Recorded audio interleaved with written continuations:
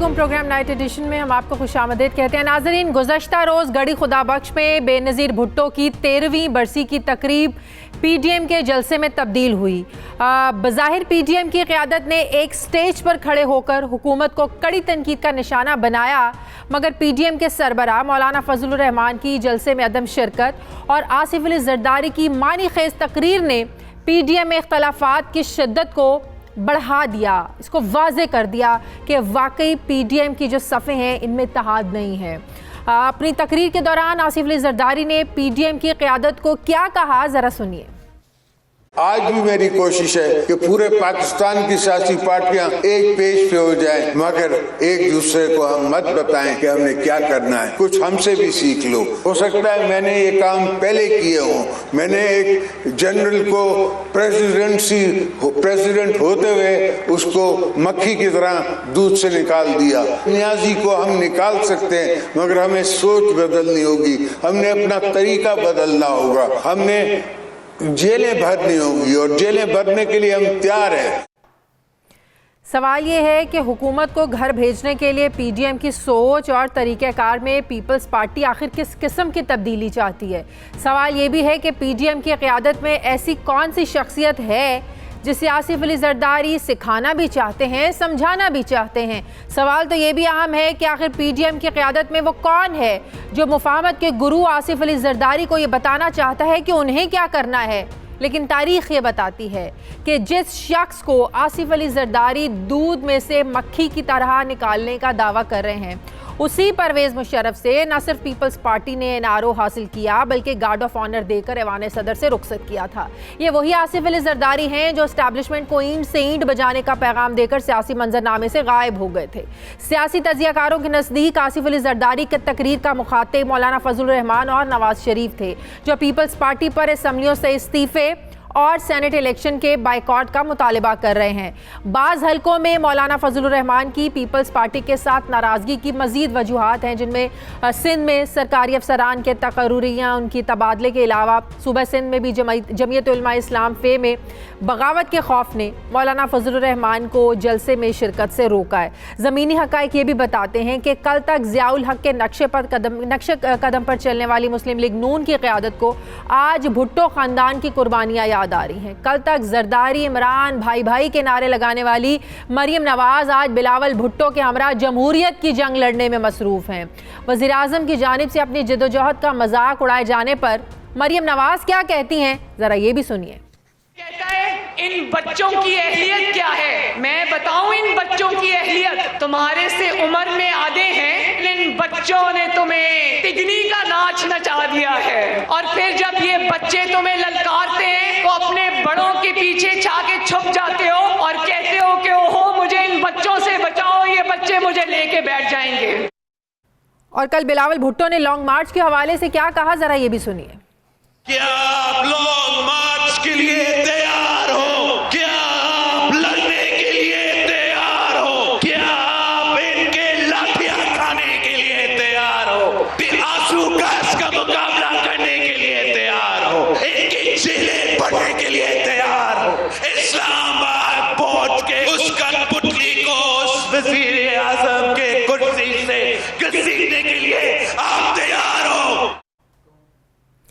बात यह है कि PDM का मौक़िफ़ अपनी जगह, मगर वज़ीर आज़म ये समझते हैं कि सियासत के तमाम सतून अपने दायरे कार में रहकर मुल्क की तरक्की के लिए काम कर रहे हैं।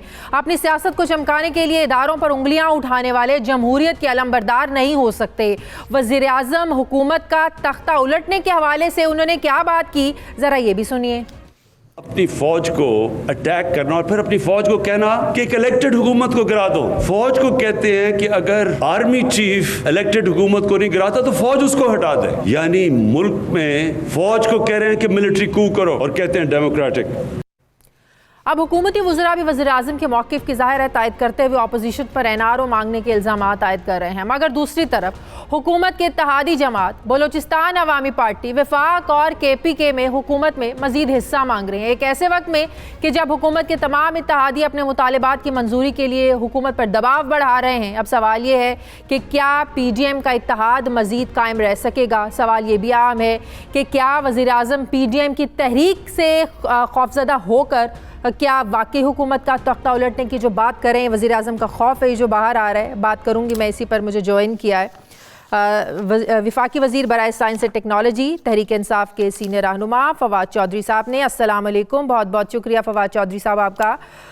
फवाद चौधरी साहब, पीडीएम ने पहले भी जलसे किए, एक ही स्टेज से मरियम नवाज़ और बिलावल भुट्टो साहब तकरीरें करते रहे, लेकिन कल के जलसे के बाद हमने देखा कि हुकूमत ज़्यादा एग्रेसिव नज़र आ रही है। आज भी जिस तरीके से आप लोगों ने आकर प्रेस कॉन्फ्रेंस की और जो बातें की, लग रहा है कि अब वाकई हुकूमत भाव दे रही है ऑपोजिशन की तहरीक को, ऑपोजिशन के लॉन्ग मार्च की धमकियों को, ऑपोजिशन के इस्तीफ़ों की धमकियों को। एक तरफ हुकूमत कहती है कि हमें कोई फ़र्क नहीं पड़ता, लेकिन एक जलसे पर पीडीएम का इकट्ठा होना, खासकर मरियम नवाज का गड़ी खुदा बख्श जाना, ये क्यों हुकूमत इस पर इतनी तनकीद कर रही है? देखिए, बात यह है कि पहले तो उस जलसे से तनकीद शुरू हुई ना। ये तो नहीं हो सकता कि यकतरफा हम बकवास सुनते रहें और आगे से जवाब ना दें। जिस किस्म की तकरीरें वहाँ पे हुई और जिस किस्म की जुबान इस्तेमाल की गई, ये तो जाहिर है कि उसका जवाब जो है वो देना था। दूसरा ये देखिए, 15 तकरीरें हुई वहाँ पे, और जलसे से चंद घंटे पहले बलूचिस्तान में हमारे 7 जवानों की शहादती, एक आदमी ने उन शहादतों के ऊपर एक लफ्ज नहीं कहा, और ऐसी बेसरोपा वहाँ पर गुफ्तगू हुई है कि उसको देख के बंदा हैरान हो जाता है। और ये जो मरियम नवाज एंड कंपनी है, ये तो पाकिस्तान की तारीख के सबसे बड़े बहरूपी है। कभी इनसे पंजाब में होंगे तो कहेंगे जाग पंजाबी जाग, सिंध में जाएंगे सिंधी नेशनलिस्ट बन जाएंगे, बलूचिस्तान में बलूची नेशनलिस्टों के साथ मिल जाएंगे, फौज के साथ फौज के चमचे हो जाएंगे, और यूं ही मोदी के पास जाएंगे तो कहेंगे जी सारी खराबी की तो फौज कर रही है, हमारा तो कोई कसूर ही नहीं। सो इनसे बड़े बहरूपी के सामने कोई पैदा ही नहीं हुआ। और कल जिस किस्म की उन्होंने तकरीर की है और जो लैंग्वेज ली है, अभी तो उसका पूरा जवाब नहीं आया। और मैं ये समझता हूँ कि ये तो ऐसे ही बच्चे हैं, इन्होंने अपना ज़िंदगी में इन्होंने ना कभी कोई काम किया, ना कभी जो है वो कभी कोई उनकी कोई कंट्रीब्यूशन है। पहले ही रिज्यूम सीवी हाथ में लेके फिर रहे हैं, पहली नौकरी हमें वज़ीर आज़म की दे दें। ये तो इस पे तो बड़ी बेइज्जती की बात है। मरियम नवाज कह रही है यही बच्चे तिगनी का नाच नचा रहे हैं। देखिए, वो तो खैर देख ही रहे ना, मरियम नवाज का या बिलावल भुट्टो का तो अपनी पार्टीज के ऊपर कंट्रोल नहीं है।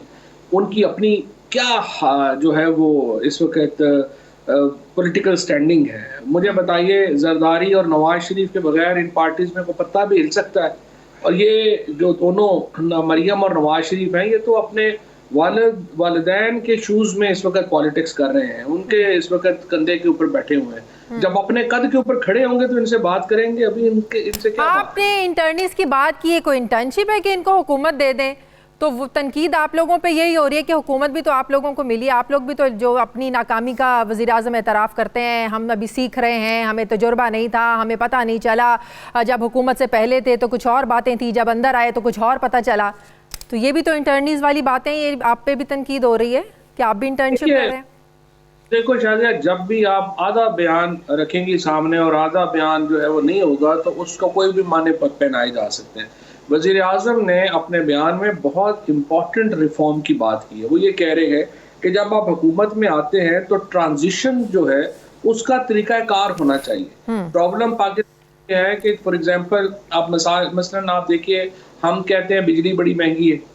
अब बिजली बड़ी महंगी है तो जो हुकूमत इन वेटिंग है उसको पता ही नहीं है कि बिजली इसलिए महंगी है कि जो जाने वाली हुकूमत है वो इतने महंगे बिजली के सौदे कर गई है। जब आप हुकूमत में आते हैं 2-3 महीने टीम बनाने में करने में लगते हैं, और 6 महीने बाद आपको पता चलता है कि ये इसलिए तो महंगी है कि पिछली हुकूमत ये कारनामे कर गई है। तो जब तक आप ट्रांजिशन की एक फिलॉसफी नहीं तय करेंगे, ट्रांजिशन का तरीक़ाकार नहीं तय करेंगे, तो ये मसला जो है ये दरपेश रहेगा, जिसकी तरफ वज़ीर आज़म ने इशारा किया और वो बिल्कुल दुरुस्त बात की तरफ इशारा किया। अच्छा फवाद चौधरी साहब, परसों वज़ीर आज़म ने एक बात की, जो अपोजिशन है कि एनआरओ लेने के लिए इदारों पर दबाव डाल रही है, इन्हें ब्लैकमेल करने की कोशिश कर रही है। ज़ाहिर है फ़ौज की बात कर रहे थे, इस्टेब्लिशमेंट की बात कर रहे थे। उन्होंने कहा कि अगर कोई एनआरओ देगा वो मुल्क के साथ गद्दारी करेगा। ज़ाहिर है वज़ीर आज़म तो कई बार ये बात कर चुके हैं, भाई मैं एनआरओ नहीं दूंगा, इस बात पर तो कोई समझौता हो नहीं सकता, इस बात पर कोई आप लोगों से बात नहीं हो सकती। तो ये किसको मैसेज दे रहे हैं कि कौन है जो और एनआरओ की बात कर सकता है? फ़ौज को ये पैगाम देने की कोशिश की गई है? हमसे ही मुतालबा है ना, हुकूमत फौज का हिस्सा है, हमसे ही मुतालबा है हमें NRO दिया जाए, रिलीफ दिया जाए, तो वज़ीर-ए-आज़म ने ये बात तय की है कि इनको इस तरह का कोई रिलीफ देना जो है वो गद्दारी के बराबर होगा। प्राइम मिनिस्टर साहब ने ये भी कहा कि ये कहते हैं, फौज से कहते हैं कि आप हुकूमत का तख्ता उलट दें। अपोजिशन कहती है कब हमने ये बात की है, कब डायरेक्ट उन्होंने ये बात की है, कहाँ की है, किस जगह पे की है, किस जलसे में की है? गुजरांवाला के जलसे में नवाज शरीफ की तकरीर उठा के देखिए, कोयटा के जलसे में नवाज शरीफ की तकरीर उठा के देखिए। जो रेटरिक है, आज मिसाल के तौर के ऊपर आप राना सनाउल्लाह का बयान देखिए कि अगर आज जो है वो एस्टैब्लिशमेंट सपोर्ट वापस ले ले हुकूमत से तो अगले मंगल को हुकूमत नहीं होगी। आज ही राना सनाउल्लाह का बयान है, बाकी थोड़ी थी। तो ये तो रोज़ इसी बात के ऊपर चीख चला रहे हैं। जमहूरियत अगर आप बात करते हैं तो जमहूरियत में तो फिर फौज हुकूमत का हिस्सा है। आप कैसे कह सकते हैं कि फौज ये हुकूमत से हट जाए और हुकूमत का साथ ना दे और ये ना करे? अगर आप जमहूरियत के ऊपर यकीन रखते हैं, इमरान खान 1,72,00,000 वोट लेके आए हैं, किसी के एहसान पे तो नहीं आए। और जो इस वक्त पाकिस्तान तहरीक इंसाफ की हुकूमत है वो डेमोक्रेटिकली इलेक्टेड गवर्नमेंट है और फौज समेत तमाम इदारे इस हुकूमत को सपोर्ट करने के आईनी तौर के ऊपर बाउंड है। और चाहे वो कोई भी इदारा हो पाकिस्तान में, वो इस हुकूमत को सपोर्ट करने का बाउंड है। सही। अगर मैं आपसे ये पूछूं फवाद चौधरी साहब कि हुकूमत अगर ऑपोजिशन को फेस सेविंग के लिए कोई रास्ता देना चाहे या देना चाहती है तो वो क्या रास्ता हो सकता है?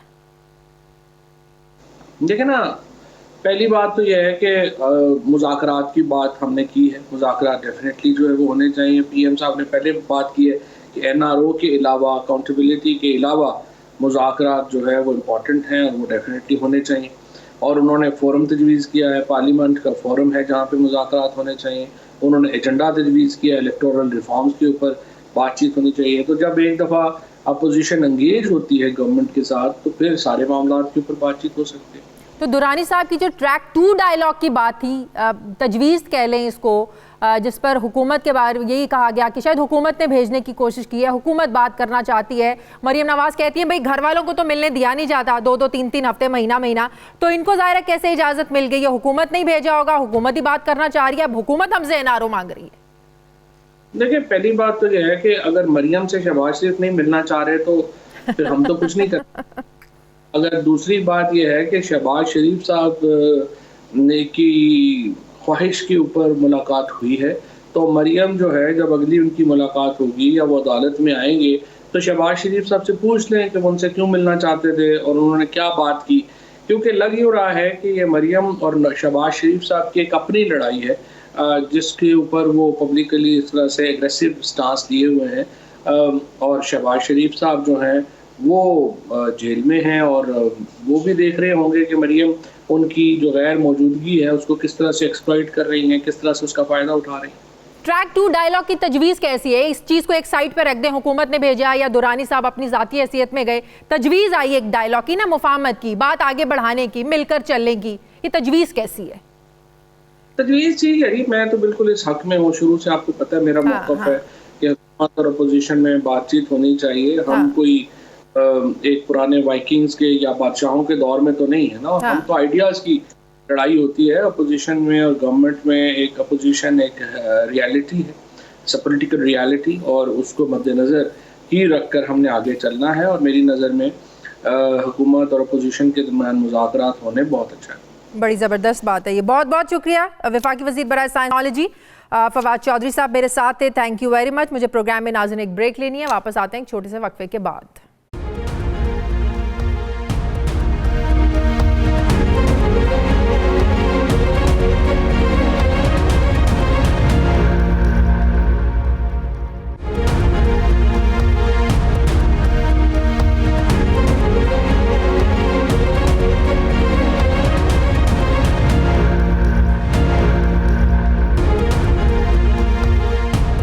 ब्रेक के बाद एक बार फिर से आपको खुशामदीद कहते हैं। मुस्लिम लीग नून के सीनियर रहनुमा खुर्रम दस्तगीर साहब ने मुझे ज्वाइन किया। अस्सलाम वालेकुम, बहुत बहुत शुक्रिया खुर्रम दस्तगीर साहब आपका। खुर्रम दस्तगीर साहब, जब से PDM बनी है, PDM में इख्तलाफात की बातें, एक पेज पर ना होने की बातें तो हो रही थी, लेकिन इन बातों को तक़वियत कल मिली, जब आसिफ अली जरदारी साहब ने भी कहा कि मैं चाहता हूं कि जो तमाम सियासी जमातें हैं वो एक पेज पर इकट्ठी हो जाएं, जिससे उसी पॉइंट को, उसी सोच को तकवीत मिली जब से पीडीएम की तहरीक शुरू हुई है कि शायद पीडीएम की सफ़ों में इत्तेहाद नहीं है, कोई इस्तीफे देना चाहता है, कोई नहीं देना चाहता, कोई ज़िमनी इलेक्शन लड़ना चाहता है, कोई नहीं लड़ना चाहता। तो क्या वाकई पीडीएम में इत्तेहाद नहीं है, जिसकी तरफ इशारा जरदारी साहब ने कल किया? असल फिक्र तो हुकूमत को अपने इत्तेहाद की होनी चाहिए। जहां एमक्यूएम ने बड़े वाज़े इशारा दे दिया, बल्कि लाफानी जुमला बोल दिया कि जी हमें जवाब बताया जाए कि हम इस हुकूमत में क्यों हैं। उनके दूसरे इत्तेहादी जो हैं काफ लीग पंजाब में, वो नाराज़ हैं, बार बार जाकर उनको मनाना पड़ता है।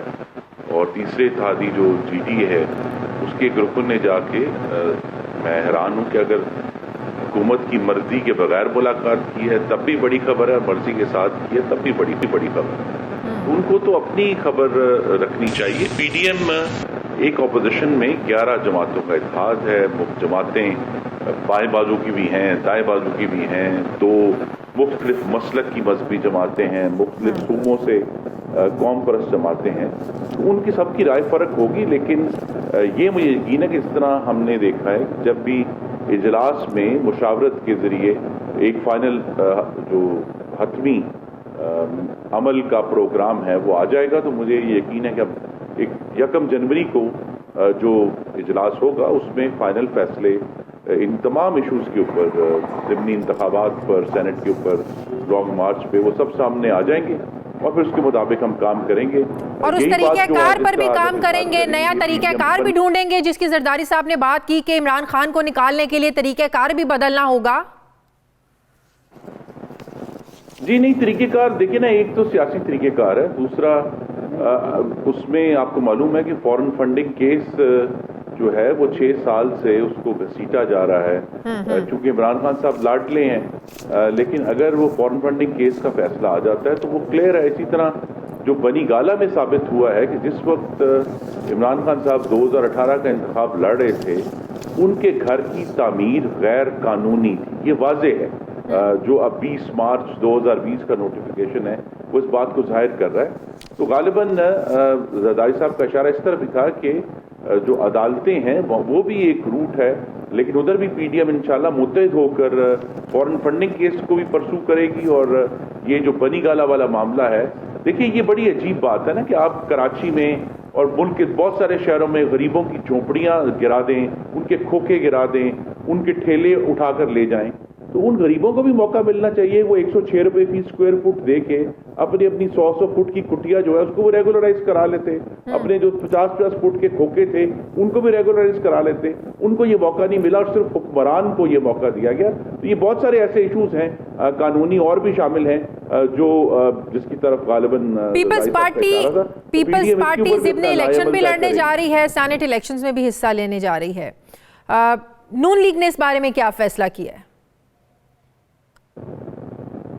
जी, ये नून लीग में भी अभी मुशावरत जारी है, लेकिन बहुत लोगों की राय यही है कि जब तक हम पार्लियामान में मौजूद हैं, हमें तमाम फोरम्स के ऊपर इलेक्शंस कंटेस्ट करने चाहिए, ताकि हमारी जो हमायत है, चाहे वो उसके ऊपर जो उतना भी झरलू चलाएं जितना 2018 में चलाया था, लेकिन उसका मुकम्मल इजहार हो जाए कि 2018 में तमाम तर मैंडेट की चोरी के बावजूद मुस्लिम लीग नून को 1 करोड़ 28 लाख पाकिस्तानियों ने, 12.8 मिलियन पाकिस्तानियों ने वोट दिए थे। तो उसका इजहार होना चाहिए, नताइज अल्लाह के हाथ में।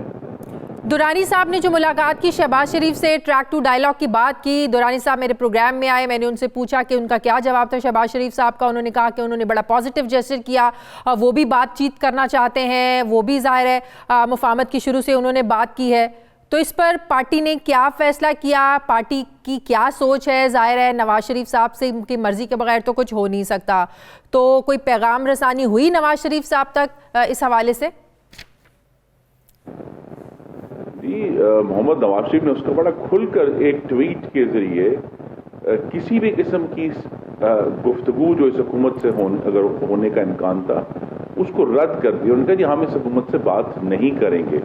और पीडीएम ने भी जो है 12 इसका इरादा हो चुका है। इसका मतलब तो दोनों इस हद भाइयों तक की तो बड़ी सोच में clarity फर्क कि है। इस हुकूमत से कोई फर्क नहीं है। देखिए, अल्टीमेटली हर मामला बिल आखिर मुज़ाकरात की मेज पर हल होना है। पीडीएम ने अभी तक ये साबित किया है कि मुकम्मल तौर पर पुरअमन जिद्दोजहद है। हमने पीटीआई की तरह पार्लियामान के जंगले नहीं गिराए, हमने पीटीआई की तरह इस्लामाबाद पुलिस को डंडों से ज़दोकोब नहीं किया, हमने पीटीआई की तरह डंडों के जरिए पाकिस्तान टेलीविजन की इमारत पर कब्जा नहीं किया। हम मुकम्मल तौर पर पुरअमन रहे। अभी आप गए नहीं ना इस्लामाबाद तक? अभी तक तो गए नहीं ना।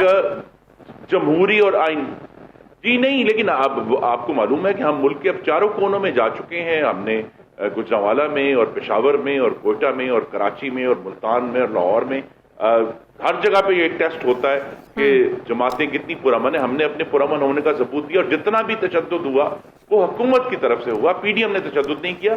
हम तो एक आईनी जिद्दोजहद में इस वक्त मसरूफ कार हैं। अच्छा, और एक सवाल, एक मेरा आखिरी सवाल। देखिए, अल्टीमेट में एक बात बड़ी है, मैं जी। एक बात बढ़िया है, मैं देखिए ये तमाम इस्तीफे और दूसरे ये एक टैक्टिक्स हैं।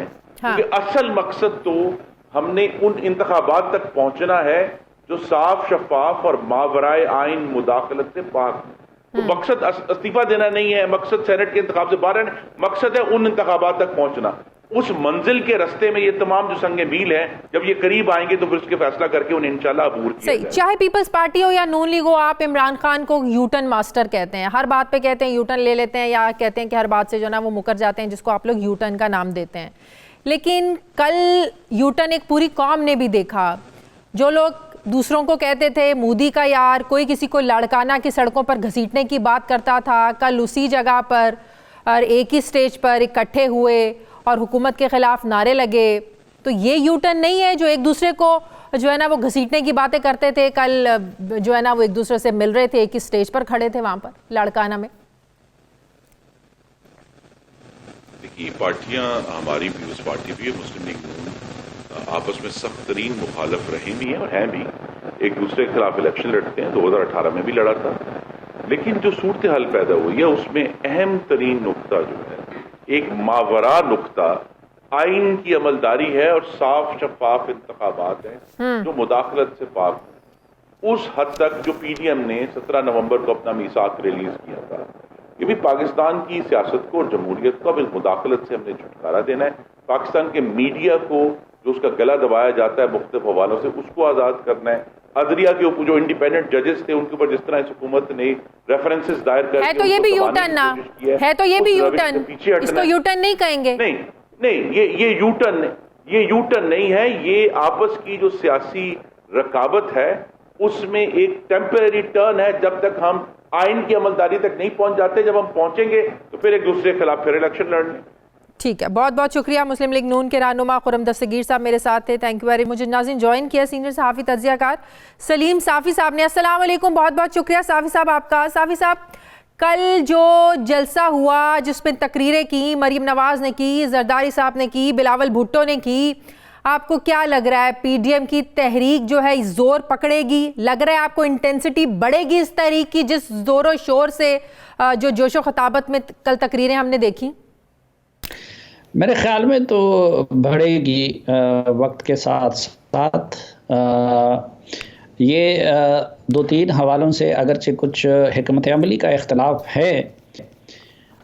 मसलन पीपल्स पार्टी की क़यादत ये सोच रही है कि हमें दूसरे ऑप्शन भी आज़माने चाहिए इस्तीफ़ों की बजाय या धरने की बजाय, और वो शायद उनको अब भी उम्मीद है कि जो इस्टेब्लिशमेंट की तरफ से सरपरस्ती है हुकूमत, वो हम मुफाहमत के ज़रिए भी ख़त्म करा सकते हैं। जबकि मौलाना फजलुर रहमान साहब और मुस्लिम लीग तो आप ये कह रहे हैं जरदारी साहब, पीपल्स पार्टी ये सोच रही है कि इस्टेब्लिशमेंट से मुज़ाकरात करके या मुफाहमत की बात करके अगर हम उनसे कर लेते हैं तो इस्टेब्लिशमेंट इमरान खान को घर भेज सकती है, ये सोच रहे हैं जरदारी साहब? देखें, एक तो ये कि ये जरदारी साहब भी जानते हैं, मैं भी जानता हूँ, आप भी जानते हैं कि इमरान खान साहब अगर एनआरओ की बार बार बात कर रहे हैं तो इमरान खान साहब की हुकूमत उनको मिलने वाली NRO के ज़रिए कायम है, और जिस वक़्त वो NRO विड्रॉ हो गया तो इमरान खान साहब अपने इमरान खान को किन चीज़ों पे NRO मिला हुआ है? उनको किसने NRO दिया हुआ है? इमरान खान को बहुत सारी चीज़ों का NRO मिला हुआ है। मसलन ये जो पार्टी फंडिंग केस का फैसला नहीं हो रहा, तो ये क्या है? NRO नहीं है ये। जो उससे पहले उनको सादिक और अमीन डिक्लेयर कर दिया गया, तो ये क्या था? ये NRO नहीं था। ये जो PTV केस में, हमला केस में वो पेश हुए बग़ैर बरी कर दिया गए, तो ये सब NRO की अक़साम होती है ना, या उनकी बहुत सारी ऐसी चीज़ों को बर्दाश्त किया जाता है, टॉलरेट किया जाता है, जो कि दूसरों की नहीं की जाती। तो वो, लेकिन फिर इससे सबसे बड़ी जो NRO की किस्म है वो ये कि देखिए MQM रिवायती उनकी हरीब जमात थी, और इलेक्शन के बारे में MQM को वही एतराज़ था जो मौलाना फजलुर रहमान को है, जो मुस्लिम लीग नून को है, और वो ये समझते हैं कि उनके हक़ को छीन के दिलवाया गया PTI को। अब उस MQM को किसी ने उनकी हिमायत पे मजबूर किया हुआ है ना, तो ये NRO नहीं है। चौधरी बरादरान का वो शक्ल देखना पसंद नहीं करते, लेकिन कोई चौधरी बरादरान अभी तक उनकी हुकूमत के लिए सहारा बने हुए हैं, तो ये NRO तो आप नहीं कह रहे है। हैं चौधरी बरादरान को एस्टेब्लिशमेंट ने मजबूर किया हुआ है कि इमरान खान की हुकूमत का हिस्सा बने रहो। उनको, चौधरी बरादरान को, काफली को इक़्तिदार से कोई लेना देना नहीं है, वो किसी के कहने पर बैठे हुए इक़्तिदार में, आप ये कह रहे हैं? ये MQM की भी ये सूरत हाल है और ये उनकी भी ये सूरत हाल है, और क्या आप ये खुद नहीं जानती? तो एक वक्त में तो MQM पीपल्स पार्टी की भी इत्तेहादी रही है, तो क्या उस वक्त की एस्टेब्लिशमेंट ने MQM को मजबूर किया था कि आप भाई पीपल्स पार्टी के साथ रहें? वो अपनी लेन देन और दोनों ने आपस में डील की थी, उसकी बुनियाद पे वो उनके साथ इत्तेहादी बनी थी।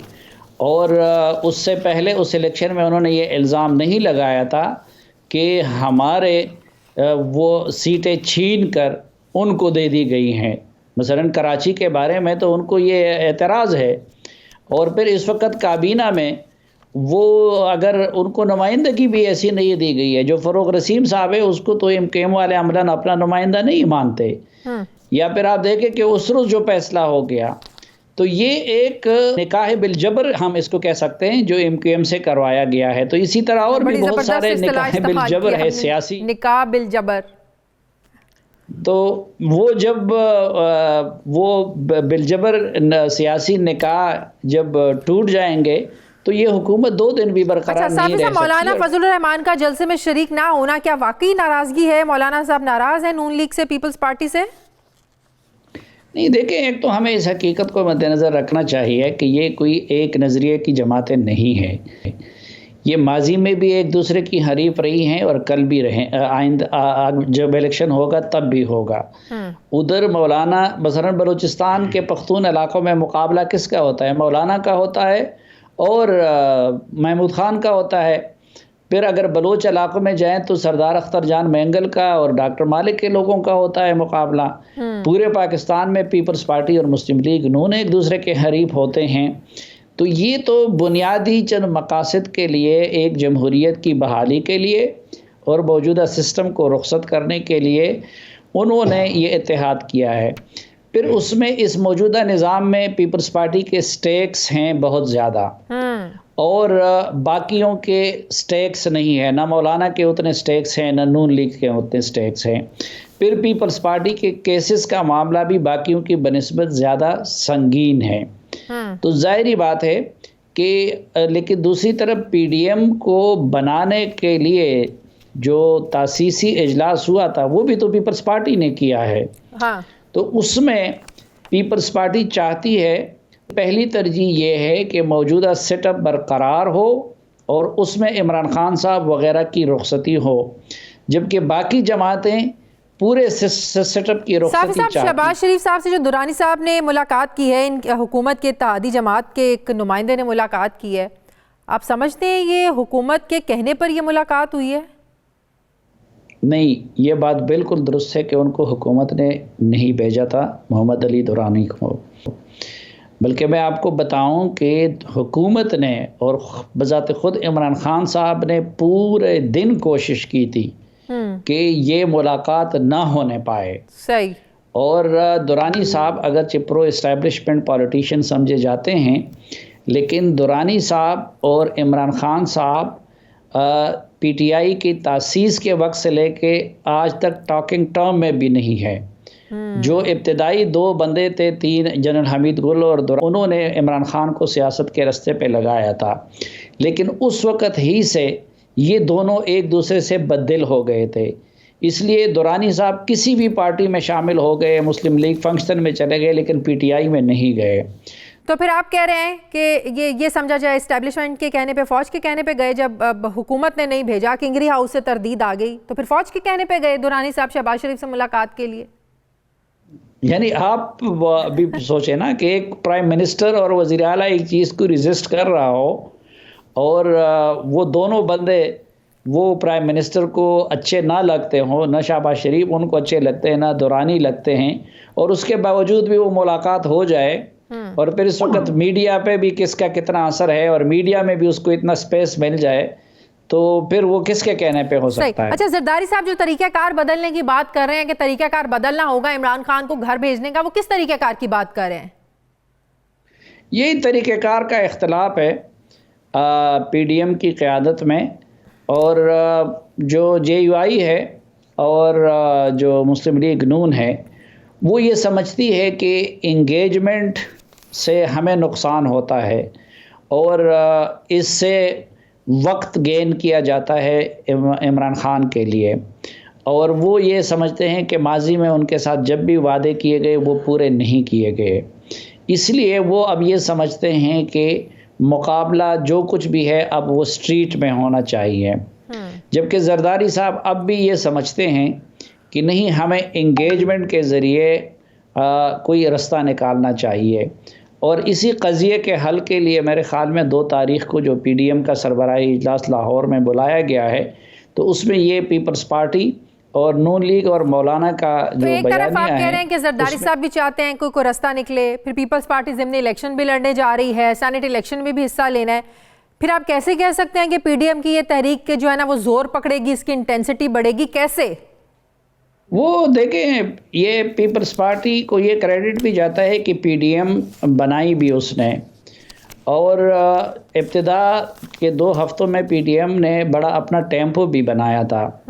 उसके गुब्बारे से जो हवा थोड़ी बहुत निकली है वो भी पीपल्स पार्टी ने निकाल दी। पहले बिलावल भुट्टो ने धचके वाले बयान के ज़रिए और फिर ज़िमनी इंतखाबात के लिए दरख्वास्त इलेक्शन कमीशन को देने के ज़रिए, क्योंकि इस्तीफ़ों का ऑप्शन अगर आप कर इस्तीफ़े देने जा रहे हैं तो फिर आज ज़िमनी इलेक्शन क्यों कर रहे हैं। हाँ, बिल्कुल। और फिर उसकी क़यादत ने जो मुख्तलिफ बयान दे दिए, और अब भी वो उसका रवैया जो है वो बाकियों से मुख्तलिफ है। तो ये सब कुछ होता रहेगा, लेकिन उसके बावजूद मुस्लिम लीग नून और पीपल्स पार्टी जो मौलाना वगैरह हैं वो इस बात पे भी मुतमईन हैं कि पीपल्स पार्टी ये कोशिशें करती रहें, और अगर कोई नतीजा निकाल दिया तो ठीक है, लेकिन अगर नहीं हुआ तो वो ये भी मुतमईन है कि फिर पीडीएम को छोड़ना और अलग जाना वो जितनी हैवी प्राइस है वो पीपल्स पार्टी पे नहीं कर सकेगी। इसलिए अल्टीमेटली वो ये समझते हैं। तज्ज़ियाकार सलीम साफ़ी साहब मेरे साथ हैं। नाज़रीन, मुझे प्रोग्राम में एक ब्रेक लेनी है, वापस आते हैं छोटे से वक्फे के बाद।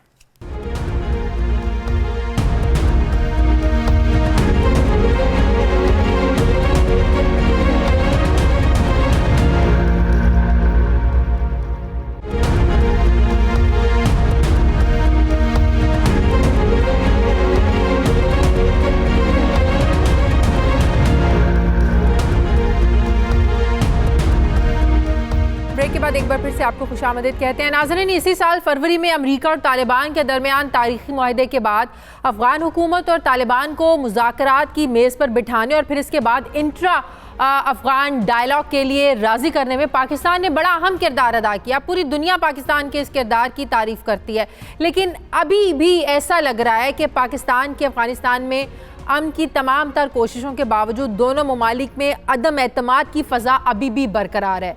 और इसका सबूत ये है कि अफ़गानिस्तान की जानिब से अभी भी पाकिस्तान पर बेबुनियाद इल्ज़ामात लगाए जा रहे हैं, जबकि यकीनी तौर पर ऐसी सूरत हाल से न सिर्फ अफ़गान पीस प्रोसेस को नुकसान होगा, बल्कि खित्ते में अमन के लिए पाकिस्तान की तमाम कोशिशें भी ज़ाया होने के खदशात पैदा हो रहे हैं। गुज़श्ता हफ्ते अफ़गान हुकूमत की जानिब से दिए गए बयान में कहा गया कि पाकिस्तानी सरजमीन पर शिद्दत पसंद अनासिर और उनकी रहनुमाओं की मौजूदगी वाज़े तौर पर अफ़गानिस्तान की कौमी खुद मुख्तारी की खिलाफ वर्जी और खित्ते में बहरान और अदम इस्तेहकाम का बायस है। यह अफ़गानिस्तान में पायदार अमन के हुसूल के लिए भी एक संगीन चैलेंज है। अफ़गानिस्तान के बयानात का रद्दअमल देते हुए पाकिस्तान ने कहा कि इसे बाज़ अफ़गान सरकारी और गैर सरकारी हलकों के मनफी जो बयानात हैं, पाकिस्तान को इस पर तशवीश है। इल्ज़ामात का सिलसिला अफ़गान पीस प्रोसेस और दोनों ममालिक में ताउन बढ़ाने की कोशिशों को नुकसान पहुंचाएगा। पाकिस्तान ने यह भी वाज़ेह किया कि पाकिस्तान ने अफ़गान पीस प्रोसेस के लिए संजीदा कोशिशें की हैं। अहम कामयाबियों में पाकिस्तान की संजीदा कोशिशों का बड़ा हाथ रहा है, जबकि अब अफ़गान पीस प्रोसेस 5 जनवरी से एक नाजुक मरहले में दाखिल हो रहा है। मुज़ाकरात के फ़रीक़ैन इल्ज़ामात तर्क करके अमन और इस्तेहकाम के लिए दानाई इख्तियार करें। नाज़रीन, हम आपको ये बताएं कि पाकिस्तान मुखालिफ बयान देने से पहले अफ़गान हुकूमत ये कह चुकी है कि अफ़गान तालिबान के वफ़द का दौरा पाकिस्तान और पाकिस्तानी हुकाम से होने वाली मुलाकातें अफ़गान पीस प्रोसेस के लिए मुफीद होंगी। तो सवाल ये है कि अब अफ़गान हुकूमत को तालिबान वफ़द के पाकिस्तान के दौरे पर आखिर एतराज़ क्यों हो गया? अफ़गान हुकूमत की जानिब से पाकिस्तान के खिलाफ इंतहाई गैर जिम्मेदाराना बयान देने का आखिर मकसद क्या था और इस बयान की टाइमिंग कितनी इंपॉर्टेंट है? जबकि अफगानिस्तान में बढ़ती हुई पुरतशद्दुद कार्रवाइयों के पीछे क्या कोई तीसरी कुव्वत है जो ऐसी कार्रवाइयां करके अफगान पीस प्रोसेस को मुतासर करना चाहती है? दूसरी तरफ गुज़श्ता रोज़ बलूचिस्तान ज़िला हरनाई में एफसी की चेक पोस्ट पर दहशतगर्दों के हमले में 7 एफसी एहलकार शहीद हुए, जिस पर वज़ीर आज़म इमरान खान ने कहा कि अस्करियत पसंदों को भारत की पुष्ट पनाही हासिल है, शिद्दत पसंदों को कैफिर किरदार तक पहुँचा कर रहेंगे। इस बात में कोई शक नहीं कि भारत अफगानिस्तान की जो ज़मीन है उसको पाकिस्तान के खिलाफ इस्तेमाल करता है। पाकिस्तान ने इसके शवाहिद भी पेश किए हैं। अब सवाल यह है कि अफगानिस्तान कभी भारत के खिलाफ बयान क्यों नहीं देता और अपनी सरजमीन पाकिस्तान के खिलाफ इस्तेमाल होने से रोक क्यों नहीं सकता? इसी पर मैं बात करूंगी। मुझे ज्वाइन किया तज्ज़ियाकार रुस्तम शाह मेहमन साहब ने। अस्सलाम वालेकुम, बहुत बहुत शुक्रिया रुस्तम शाह साहब आपका। रुस्तम शाह साहब, अफगान हुकूमत की तरफ से पाकिस्तान के खिलाफ जो गैर जिम्मेदाराना बयान दिया गया है कि पाकिस्तान की ज़मीन पर शिद्दत पसंद अनासिर जो हैं वो मौजूद हैं, ऐसे वक्त में जब intra Afghan dialogue final round में दाखिल हो रहे हैं, शुरू हो रहे हैं, क्या मकसद है? ये टाइमिंग कितनी अहम है? देखिए, मैं एक बात शुरू ही में वाज़े कर देना चाहता हूँ, और वो इसलिए कि पाकिस्तान में अक्सर लोगों को इसका एहसास नहीं हो रहा कि अफ़गानिस्तान के अंदर पाकिस्तान के ख़िलाफ़ बहुत शदीद जज्बात पाए जाते हैं और बहुत मुद्दत से पाए जाते हैं, और उनके तारीख़ी वजूहात भी हैं, और जो हालिया वाक़यात, हालिया जो सिनेरियो है, इससे भी उनकी वो कनेक्शन बनती है। और वो ऐसे जज्बात हैं जो कि न सिर्फ हुकूमत में बल्कि जहाँ भी आप जाएं अफ़गानिस्तान के अंदर, जिससे भी मिलें, चाहे प्राइवेट सेक्टर वाले हों, चाहे सरकारी लोग हों, चाहे NGOs वाले हों, चाहे आम अफ़गान हों, चाहे कारोबारी लोग हों, वो पाकिस्तान के ख़िलाफ़ कभी एक ग्राउंड पे कभी दूसरे ग्राउंड पे वो एक लंबी फहरिस्त आपको दे देंगे कि पाकिस्तान ने हमारे साथ ये किया, वो किया, ये किया। लेकिन बात असल में ये है कि अब उन चीज़ों में पढ़ने की बजाय हमें आगे देखना है, उनको भी एड्रेस करना है, इन चीज़ों को भी हमने एड्रेस करना है। लेकिन अब तो हमने आगे देखना है, क्योंकि अब तो अफगानिस्तान के पीस से जितना फायदा हमें होगा किसी और दूसरे मुल्क को नहीं होगा। इसलिए हमारे तो स्टेक्स हैं, और हमें आगे बढ़ के इन चीज़ों को कुछ बालाए ताक रख के हमें तो उस रास्ते पे कि अफगानिस्तान में स्टेबिलिटी आ जाए, पीस आ जाए, सेंट्रल एशिया के साथ हमारे ताल्लुकात हों, ट्रेड हो, तुर्कमानिस्तान से गैस पाइपलाइन आ जाए, ताजिकिस्तान से बिजली आ जाए, अफगानिस्तान की रिकंस्ट्रक्शन में हमारा हिस्सा हो, और अफगानिस्तान में हिंदुस्तान का अमल दखल कम हो। हमें तो इन जो गोल्स हैं, जो ऑब्जेक्टिव्स हैं, इनको अचीव करने के लिए हमें तो अमन के लिए अब जितना भी हम कर सकते हैं, पहले भी हम कुछ करते रहे हैं, लेकिन अब उससे ज्यादा करने की जरूरत है। पाकिस्तान तो अपनी कोशिशें कर रहे हैं। यही मेरा सवाल है कि ऐसे वक्त पे अफगानिस्तान की तरफ से ये बयान क्यों दिया गया? आपको याद होगा पिछले हफ्ते जब तालिबान का सियासी कमीशन जो है, जो यहाँ पर आया था मुलाकात के लिए, शाह महमूद कुरैशी साहब से भी उन्होंने मुलाकात की। उस वक्त अफगान हुकूमत ने कहा था इसे खित्ते के अमन के लिए एक पॉजिटिव, उन्होंने कहा था ये पॉजिटिव जेस्चर है, लेकिन अचानक इस तरह का बयान देना, इसके पीछे क्या वजूहात हो सकती हैं? कौन से अनासिर ऐसे हैं जो नहीं चाहते कि पाकिस्तान और अफगानिस्तान के ताल्लुक मुस्तहकम रहें? देखिए, मैं आपको बताऊं, इस वक्त अमन के रास्ते में सबसे बड़ी रुकावट अफगान हुकूमत खुद है।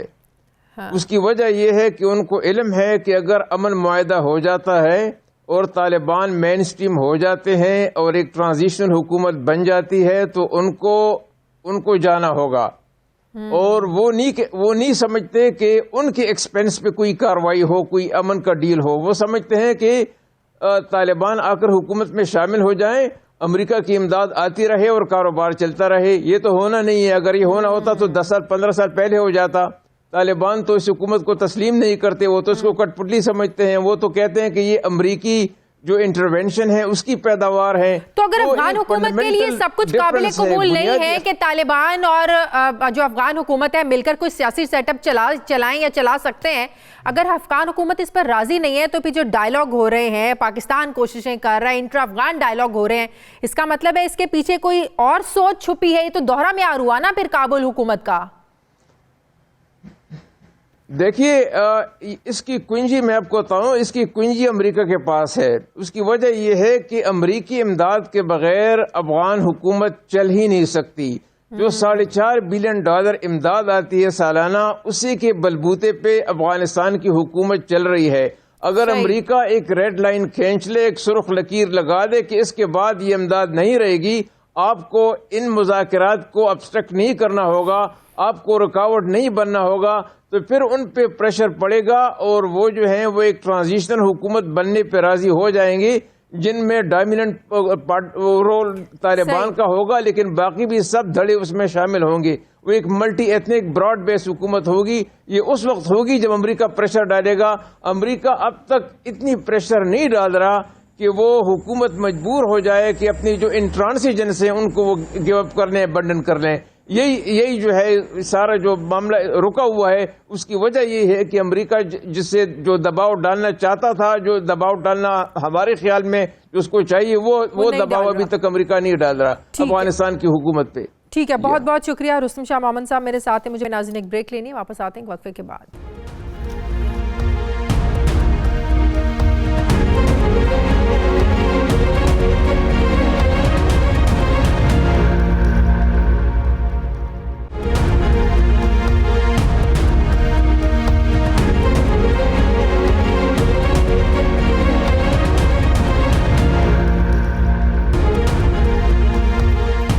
ब्रेक के बाद एक बार फिर से आपको खुशामदीद कहते हैं। नाज़रीन, 17 साल से वजारत रेलवे और वजारत दिफा में जारी 10 किनाल अराजी का तनाज़े अब कल वफाकी काबीना में डिस्कस होगा। ये अराजी नौशहरा कैंट में मौजूद है और इंकशाफ ये हुआ है कि वजारत रेलवे के हुकाम निजी बिल्डर्स को इंतहाई कम कीमत पर कीमती अराजी 33 साल की लीज पर देने के लिए कोशिशें कर रहे हैं।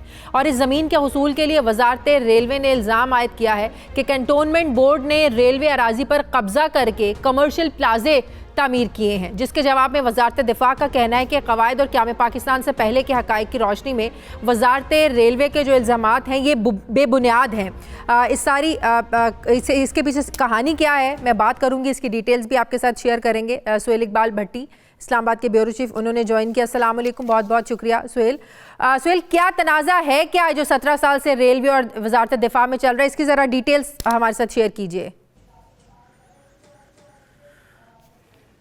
जी शाहज़ा, ये मामला ये है कि 2003 में पाकिस्तान रेलवे की जानिब से एक निजी कंपनी जिसका नाम आमिर बिल्डर्स है, उससे ये नौशहरा कैंट के अंदर बहुत ही इंपॉर्टेंट एक लोकेशन की जगह है जो कि 10 किनाल है, वो उन्होंने 33 साल के लिए लीज पर दी। कीमत क्या तय हुई? 2 करोड़ 44 लाख रुपए अपफ्रंट लिए गए और 44,000 रुपए सालाना उससे वसूली का मुआहिदा तय पाया। अच्छा। उसको ये इजाज़त दी गई कि आप तय ये था कि आप यहाँ पर कमर्शियल बिल्डिंग तामीर कर सकते हैं। अब चूंकि वह कंटोनमेंट का इलाका है, नौशहरा कंटोनमेंट बोर्ड ने कंसीरुल मंजिला इमारत की तमीर के लिए एनओसी देने से इनकार कर दिया। अच्छा। मामला लिटिगेशन में रहा, high court, supreme court, ultimately मामला वफाकी हुकूमत के पास आया। वजारत रेलवे का ये मौक़िफ़ है कि कंटोनमेंट एरियाज में बहुत से शहरों में इंक्रोचमेंट है, पाकिस्तान रेलवे की राजी है, वहां पर भी कंसीरुल मंजिला इमारतें बन चुकी हैं, लिहाजा नौशहरा कंटोनमेंट के अंदर भी जिस कंपनी को हमने औने पौने दाम के ऊपर जो हमने राजी दी है उसे भी कंसीरुल मंजिला इमारत बनाने की इजाजत दी जाए। और ये रेलवे कह रही है कि 33 साल की लीज पे दिया जाए उस कंपनी को। जी, रेलवे उसको 33 साल पर लीज पर दे चुकी है। 44,000 रुपए सालाना 10 कनाल का किराया, 2 करोड़ 40 लाख रुपए अपफ्रंट उन्होंने वसूल की हैं, जो कि कमर्शियल पॉइंट ऑफ व्यू से देखा जाए तो ये कोई रकम नहीं है। लेकिन रेलवे ये चाहती है कि उस निजी बिल्डर्स को कंटोनमेंट बोर्ड नौशहरा 10 मंजिला कंसीरुल मंजिला इमारत तमीर करने के लिए एनओसी दे। जबकि जो कंटोनमेंट बोर्ड है उसका मौक़िफ़ ये है, जो कि मामला प्राइम मिनिस्टर ऑफिस पहुंचा, जो नाइट एडिशन को मसूल होने वाली दस्तावेज है, उसके मुताबिक वजारत दिफा ने ये दो टोक मौक़िफ़ इख्तियार किया है कि B1 कैटेगरी की ये राजी है, पाकिस्तान रेलवे इसको कमर्शियल मकासद के लिए इस्तेमाल करने के लिए नहीं दे सकती। ये जो अराजी है ये कंटोनमेंट बोर्ड ने पाकिस्तान रेलवे को दी थी रेलवे के मकासद के लिए। अगर पाकिस्तान रेलवे इसको कमर्शियल मकासद के लिए इस्तेमाल करवाना चाहता है किसी और कंपनी के जरिए, तो B1 कैटेगरी की अराजी किसी सूरत आप कमर्शियल मकसद के लिए इस्तेमाल नहीं कर सकते। कंटोनमेंट बोर्ड नौशहरा एनओसी नहीं देगा। इससे पहले पीपल्स पार्टी और नून लीग ने इस मामले पर कोई तवज्जो नहीं दी। ज़ाहिर 17 साल से ये चल रहा है और तीसरी जमहूरी हुकूमत चल रही है, और अब तहरीक इंसाफ के दौर में इस पर काम होगा। फिर देखिए, उस दौर के अंदर इसके ऊपर कोई बहुत ज्यादा प्रोग्रेस नहीं हुई, लेकिन यह जरूर रहा कि मामला लिटिगेशन की नजर रहा और सुप्रीम कोर्ट तक मामला पहुंचा, और सुप्रीम कोर्ट ने फिर यह हिदायत की थी कि वफाकी हुकूमत इस मामले को तय करे। लेकिन इंपॉर्टेंट यह है, जो वजारत रेलवे के हुकाम से हमारी बात हुई, उनका यह मौक़िफ़ है कि हमारी 2003 की जो कमिटमेंट है उसको हमने पूरा करना है। लेकिन वजारत रेलवे का अनोखा मौक़िफ़ सामने आया है इन दस्तावेज के अंदर। वो कहते हैं कि डिफरेंट कंटोनमेंट के एरियाज के अंदर हमारी अराजी के ऊपर कब्जा करके कमर्शियल इमारतें तमीर की गई हैं, कंसीरुल मंजिला इमारतें तमीर की गई हैं, तो यहां पर भी हमें तमीर करने की इजाजत आए। सवाल ये उठता है कि पाकिस्तान रेलवे का ये मौक़िफ़ के इंक्रोचमेंट के ऊपर, उनकी जमीनों पर अराजी के ऊपर कंसीरुल मंजिला इमारतें तमीर हुई हैं, तो उनको गिराना चाहिए, बजाय इसके कि उस मौक़िफ़ की बुनियाद के ऊपर आप एक और इमारत तमीर करने की कोशिश करें। वजारत दिफा ने तहरीरी तौर के ऊपर वजारत रेलवे के यकीनन ये मामला कल कैबिनेट में डिस्कस होगा और इस हवाले से कोई फैसला किया जाएगा कल काबीना के इजलास में। बहुत बहुत शुक्रिया सोहेल मेरे साथ थे। नाज़रीन, हमारे प्रोग्राम का वक्त खत्म हो गया। प्रोग्राम के लिए आप हमें फीडबैक जरूर दीजिएगा। अपना ख्याल रखिएगा। मुझे इजाजत दीजिए। अल्लाह हाफिज।